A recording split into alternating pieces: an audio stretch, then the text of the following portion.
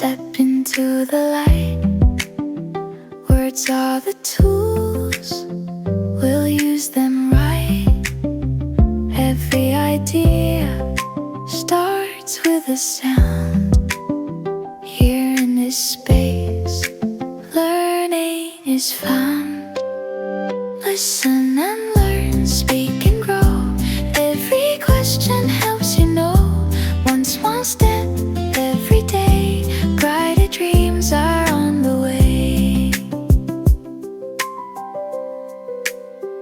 Letters form thoughts, thoughts form a voice, knowledge expands.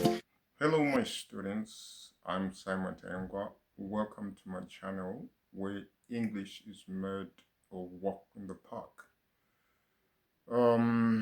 Today I would like to mention some of my friends, my Polish friends, Dzień dobry, jak się masz, my Ukrainian friends, Privet, jak sprawy, my Georgian friends, Kamarjoba, and to my Sri Lankan friends, Ayubovan.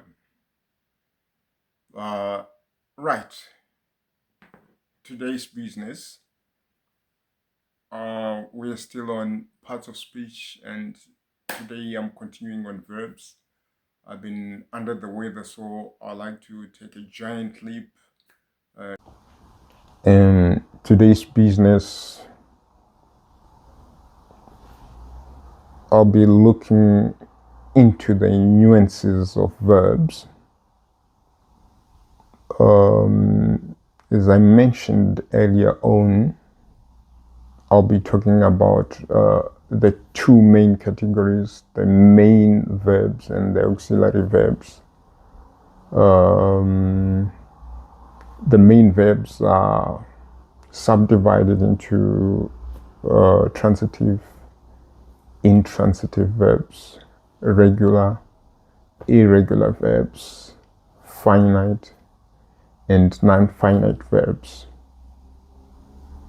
Please note that in the transitive and intransitive sections, there are also what we call ambitransitive verbs and ditransitive verbs.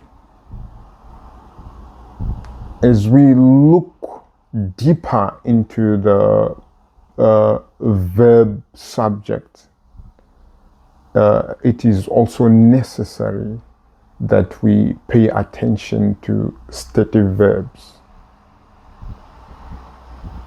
Then the auxiliary verbs, I will talk about the modal verbs and the helping verbs. Let's start with transitive verbs from the main verbs group. I said the groups are divided into two, right? The main verbs and the auxiliary verbs. The main verbs are subdivided into 6 groups. Then the auxiliary verbs are subdivided into 2, right? From the main group, let's start with the transitive verbs. Transitive verbs are verbs that take a direct object. My class now knows what an object is, what a subject is, what a verb is. So this verb takes a direct object. Because we said in our complete sentence, we have got subject, verb, object in order to have a complete sentence. So in this particular case, we are saying we've got our subject here. Let me just give you a simple illustration. I know most people love soccer, so it's best I talk about soccer. We've got Cristiano Ronaldo as our subject. We've got our football as the object, right? So we've got two entities, but we need three entities to a sentence, to a complete sentence, right? We need subject, verb, object. So this Cristiano Ronaldo has to exert some force on this football so that it becomes a complete sentence. We've got Cristiano Ronaldo, our subject. We've got this football, our object. The football is an object. So Cristiano Ronaldo exerts force on this ball, this football, and it becomes a complete sentence. Then we can say Cristiano Ronaldo kicks the ball, or Cristiano Ronaldo kicked the ball, right? That verb takes a direct object. And then we have intransitive verbs. These are verbs that do not take a direct object. For example, words like laugh, die, sleep, cough, and many other examples. They do not take a direct object. Let's try and use them in a sentence. She coughed like she had tuberculosis. She coughed. It's just this subject, coughed. And then we can say she died.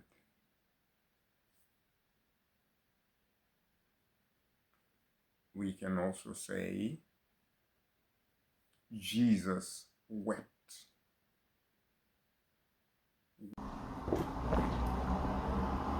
While I've talked about transitive verbs and intransitive verbs, I think it is also necessary that I talk about ditransitive verbs and ambitransitive verbs. In mathematics, they have what they call sets.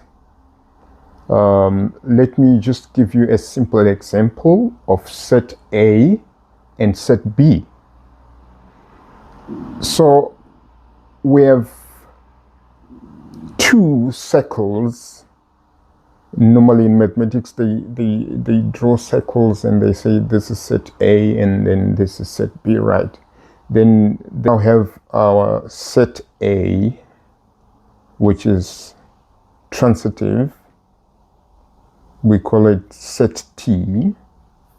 And then we have our set B, which is intransitive, and we call it I. So T intersection I, we have ambitransitive verbs in that intersection. What are these ambitransitive verbs? They can be found in both territories. They can be transitive at one moment and then be intransitive the next moment. Let's have examples of such words that can be both transitive and intransitive. Let's look at a good example. The word read. the verb read.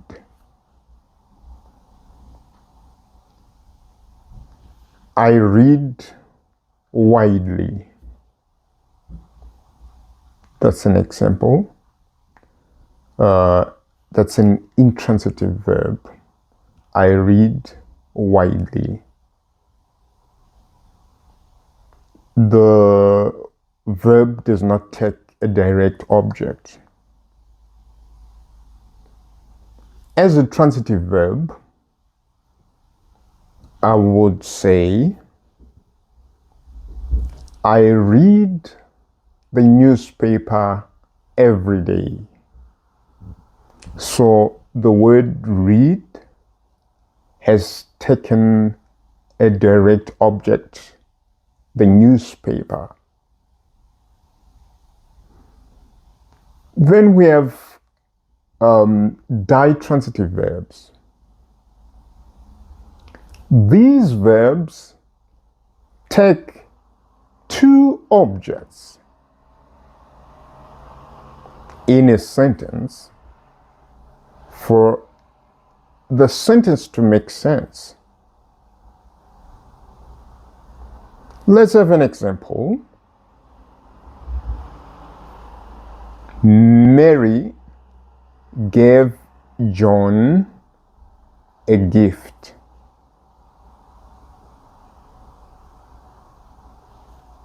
Mary, the subject, gave, verb, John, indirect object, a gift, direct object.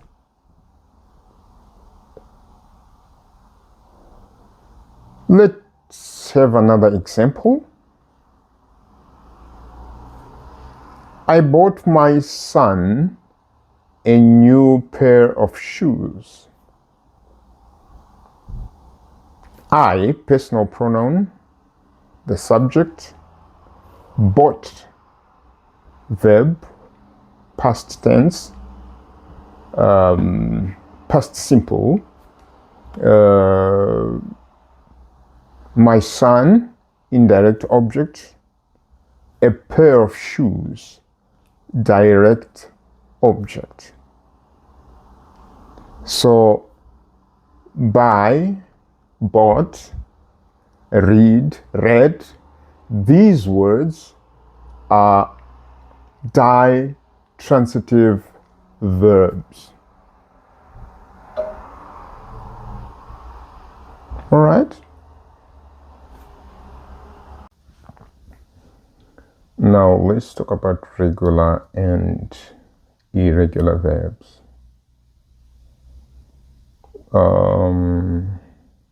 The terms regular and irregular stem from the conjugation of base verbs, because the terms only apply when we are talking of tenses. Firstly, let's look at regular verbs. The conjugation of regular verbs is predictable. You simply suffix the base verb with a D or an ED. For example, argue, argued. Talk, talked. Spelling variations to regular verbs. Let's look at them one by one. There are verbs that end in E. We only add a D. For example, close, we added d for the past simple as well as the past participle, and the word becomes closed. We have another example. Live. We simply added d for the past simple as well as the past participle, and the word becomes lived. And there are those words that end with a consonant. For example, wish. We add an ed, we suffix the word with an ed and it becomes wished. Then we go on to words that end in a consonant or in a Y consonant. We change the Y to IED. For example, cry. We remove the Y. We put an I, an E, and a D. It becomes cried. The word fry, like I want to fry my eggs. We remove the Y. We add an I, an E, and a D. Then there are verbs that have consonant, vowel, consonant. The one syllable verbs. We normally double the final consonant before adding an ed. For example, slot. For the past simple and the past participle, we double the last consonant and we add an e and a d. But there are exceptions for the consonant, vowel, consonant verbs, and these exceptions are words that end in W, X, and Y. For example, view, we do not double the W consonant, we only add an ed. And the word box, we do not double the X consonant, we simply add an ed. And we have another example, the word annoy, we do not double the Y consonant, but we simply add an ed.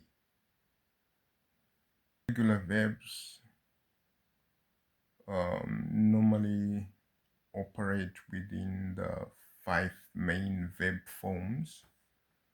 The best form, for example, the word sure in its best form, its simple past is shored. The past participle is shored, and the present participle or gerund is, we add the ing, and it becomes showing, and the third person singular present is shows. So most verbs or regular verbs are normally within these five main verb forms. Move on to irregular verbs. Irregular verbs are quite tricky because the term irregular tells us of the unpredictability of the conjugation. Irregular verbs have got a variety of patterns, and we can have quite a variety of examples as well, because there are times when all the three forms of the base verb remain the same. For example, the word cut, the past participle is cut, the past simple is cut, and there are instances where we have the past simple and past participle being the same. For example, buy, bought, the past simple, bought, the past participle, and we have another example that is unique, where the base verb and the past participle are the same. For example, run, the base verb ran, the past simple ran, and the past participle is run. And we have another instance where all the three forms are different. For example, the word drive, the past simple is drove, and the past participle is driven. So, and we have an instance where there are vowel changes. For example, the word drink, the past simple is drank, and the past participle is drunk. So you see, the irregular verbs go through a variety of changes, so you have to know them by heart. So some of these irregular verbs are just like butterflies. The previous season, they were caterpillars in cocoons, but now they are flying in beautiful colors and they are all over the place. Now let's talk about finite and non-finite verbs. Finite, human beings are finite,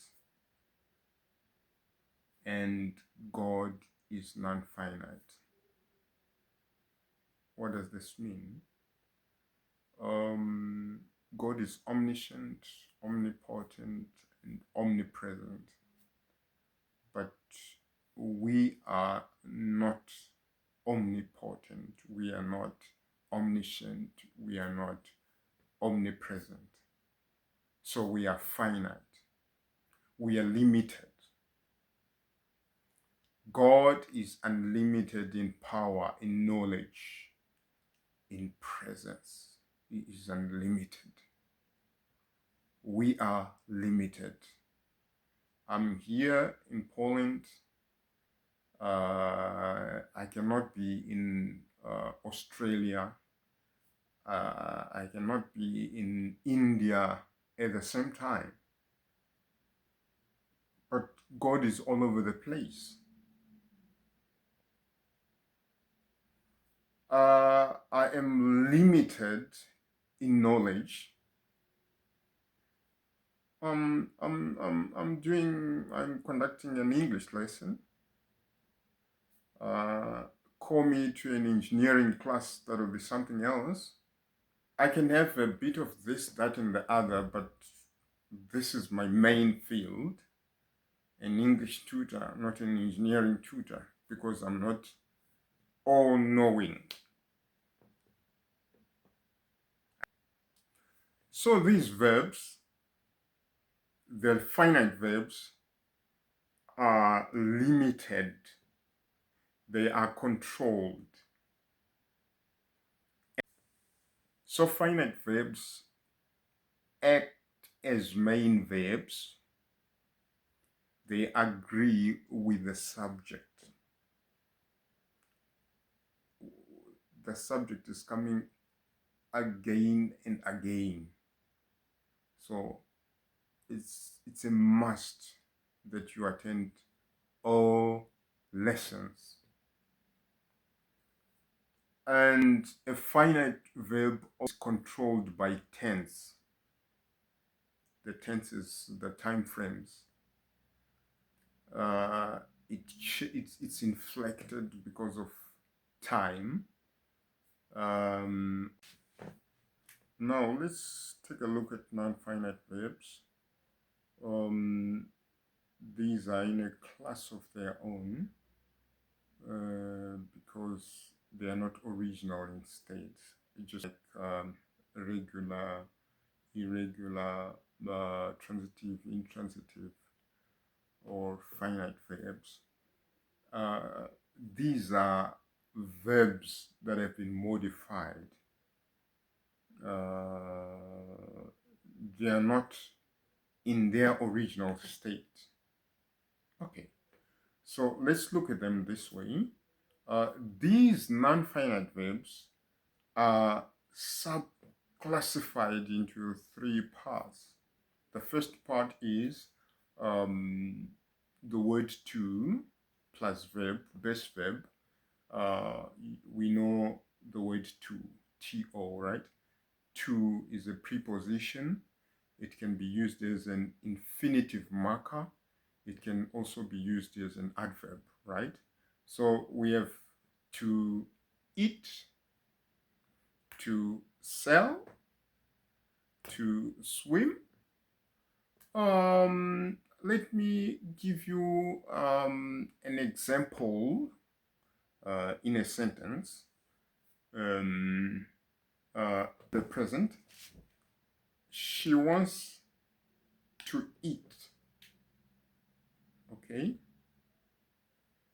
Let's go to the past for a while and see if this word it changes. Let's go. She wanted to eat. You see, that's a non-finite verb now, the infinitive. Then we have another class, which is called the gerunds. The gerunds, these are verbs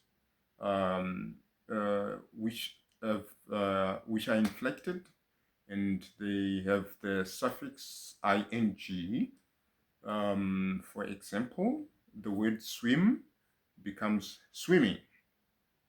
So let's use this word swimming as a gerund, right? The example would be swimming is her hobby. You see? Let's use just the same word. Okay.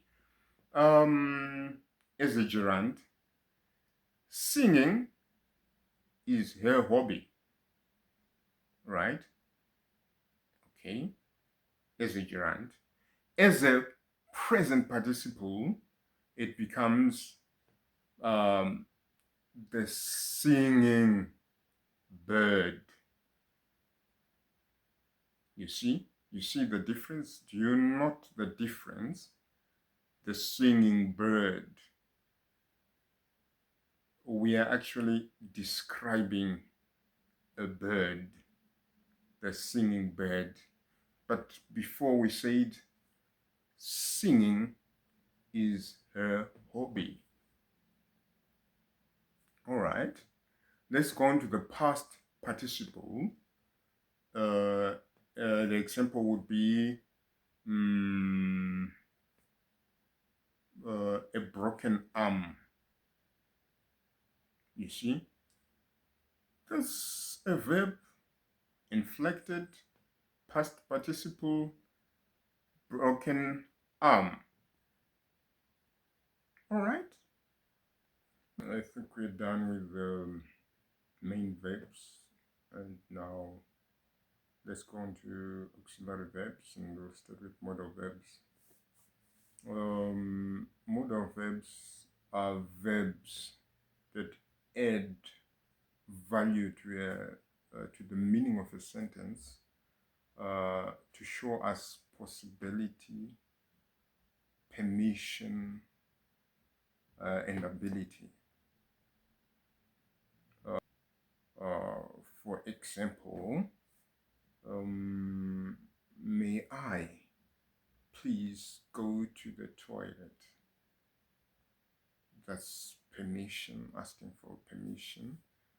And let me give you a list of these modal verbs. We have can, could, may, might, will, would, shall, should. These are examples of modal verbs. And let me give you one or two in a sentence. Let's take this good example. You should wash the dishes after use. You see? While the main verb tells us of what happened to the subject, what the subject did, or what the subject is, the helping verb tells us when this action occurred. So I've given you a list of modal verbs. So they're also included in the helping verbs. So let me try and list all the helping verbs. So let's go. Is, am, are, was, were, be, been, being, has, have, had, do, does, did, will, would, shall, should, may, might, can, could. I think I've listed all the helping verbs. You should know these by heart. So I'm kind of exhausted now. Let's meet in the next lesson. I think we'll be talking about adjectives now. I know people love adjectives, and you are going to love them anyway. For now, goodbye.